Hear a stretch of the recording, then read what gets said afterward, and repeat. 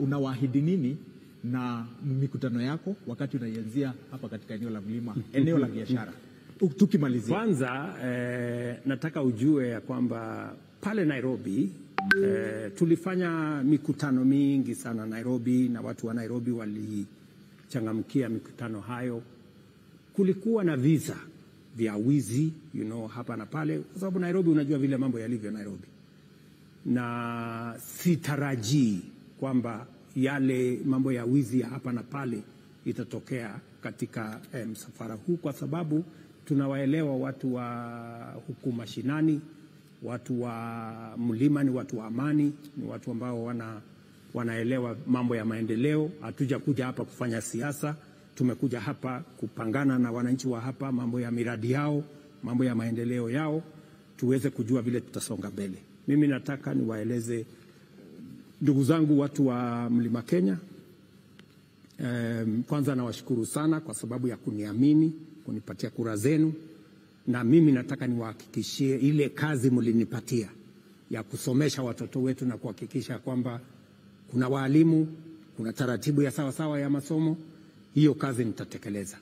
Mambo ya kilimo, kuhakikisha ya kwamba mambo ya chai, mambo ya kahawa, mambo ya maziwa na ile kilimo yote tutaishughulikia vizuri, na niko na taarifa nzuri ya vile haya mambo yamesonga mbele.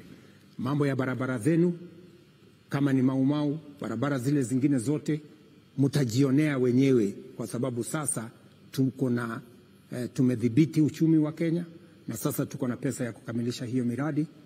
Mambo ya housing inaendelea. Mimi nitakuwa Nyeri town hapa, kwa sababu tulianzisha phase 1, tunaendesha phase 2. Mambo ya stadium inaendelea. Mimi nitakuwa kule Nyandarua, mambo ya hospitali yao, nitakuwa sehemu tofauti, nitakuwa Embu, nitakuwa Meru, nitakuwa Maua, kwa sababu tunajenga pale soko kubwa ya karibu shilingi milioni 300, na mambo yale mengine. Mimi natazamia sana kufika katika sehemu mbalimbali ya Central Kenya, hii Mlima Kenya, kwa shughuli ya mambo ya maendeleo ya sehemu hii. Shukrani sana. Bwana Rais, kwa sababu ya kutupa muda wako na kuzungumza pamoja nasi na wote ambao waliotutazama usiku wa leo.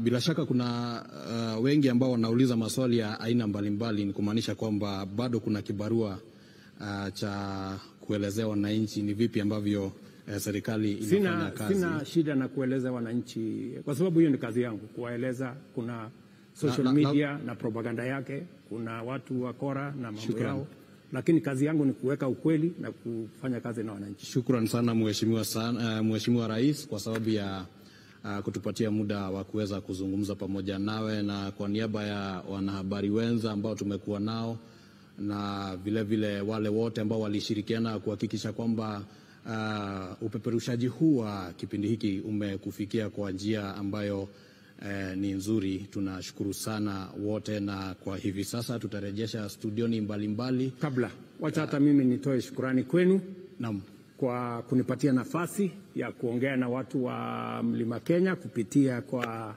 mitandao yenu na kupitia kwa redio na TV zenu.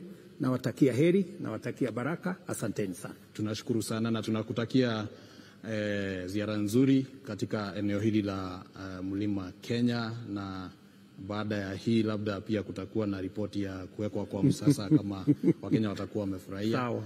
Jina langu ni Kimani Ngunjiri, kwa niaba ya wanahabari wenza tunakutakia usiku mwema. Asante.